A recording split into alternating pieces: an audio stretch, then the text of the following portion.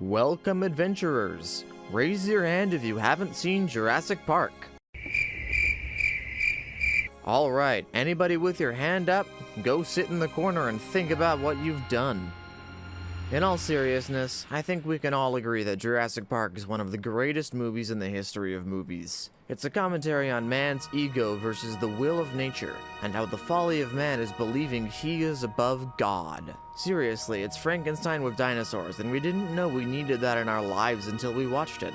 The next two movies would get progressively worse, with The Lost World being criticized for its departure from the format of the original, being an homage to the B-movies of the golden age of cinema, and Jurassic Park 3 being a straight cash grab, but they all stuck true to that central message that we as humans will never be able to control nature. Well, there it is. Enter Jurassic World. Starting with a fully functional dinosaur zoo, moving into a dinosaur trading business, and finishing off with a dinosaur conservation facility, the Jurassic World movies are not only bad movies, they miss the point of the originals so hard that they insult them instead. First point, playing God. The core of why Jurassic Park works and Jurassic World fails isn't in the CGI or the acting or even the script, it's in the morals. One could argue that the morals are the same. You mess with nature, and nature fights back.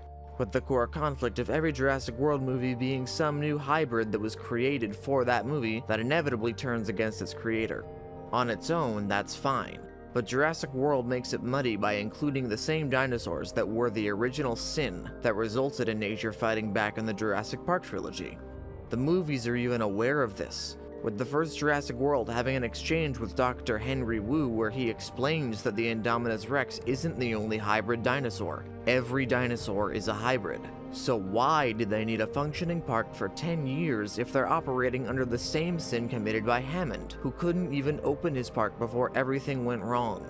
The whole idea of life finds a way that was the heart of the first Jurassic Park is thrown out the window as soon as you introduce the idea that not only can you absolutely bring back an extinct animal with no consequences, but you can hold them in a tourist attraction for 10 whole years. If life found a way in 1993 before the park could even open, why would it be different here? Why do they have to raise the bar for what constitutes a crime against nature to be inventing a new species rather than playing God at all?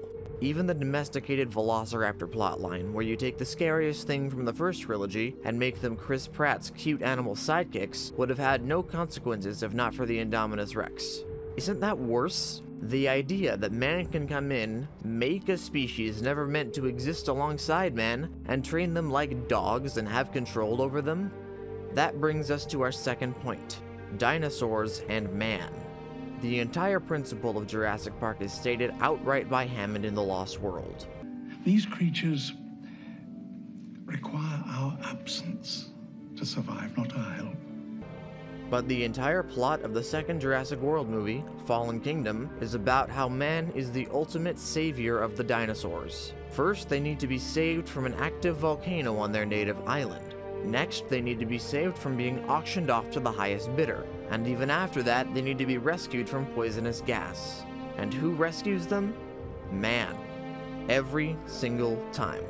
Ian Malcolm says in the first Jurassic Park, Dinosaurs had their shot, and nature selected them for extinction.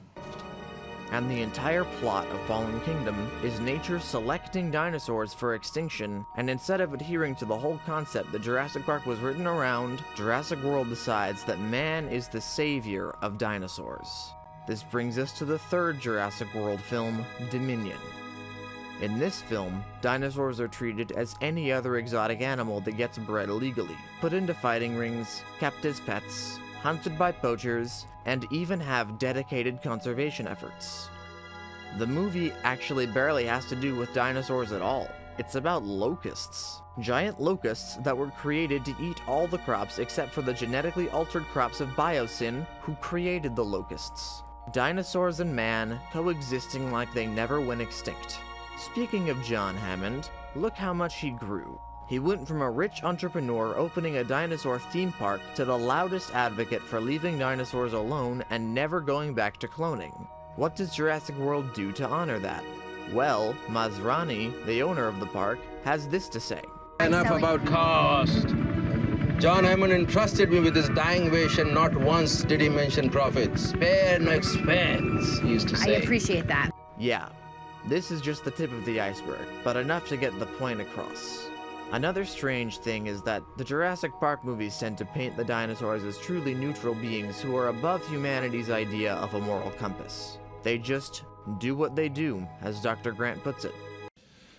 Point is, you are alive when they start to eat you. So, try to show a little respect. Jurassic World has two distinct camps, the good dinosaurs and the evil dinosaurs. And for some reason, the major threats from Jurassic Park, the Velociraptors and the T-Rex, are on the good side. Just make it make sense. In summary, the Jurassic Park movies put forth a message that the creation of dinosaurs was a terrible thing, representative of man's attempt to control and dominate nature instead of revering it as sacred. And Jurassic World treats dinosaurs as though they're any other exotic animal that exists in the world. And the real line you can't cross is making hybrid dinosaurs, forgetting that all InGen dinosaurs are hybrids to begin with. It just doesn't make sense why suddenly the rules of what constitutes a crime against nature have a certain amount of playing God that is acceptable before nature punishes you for it.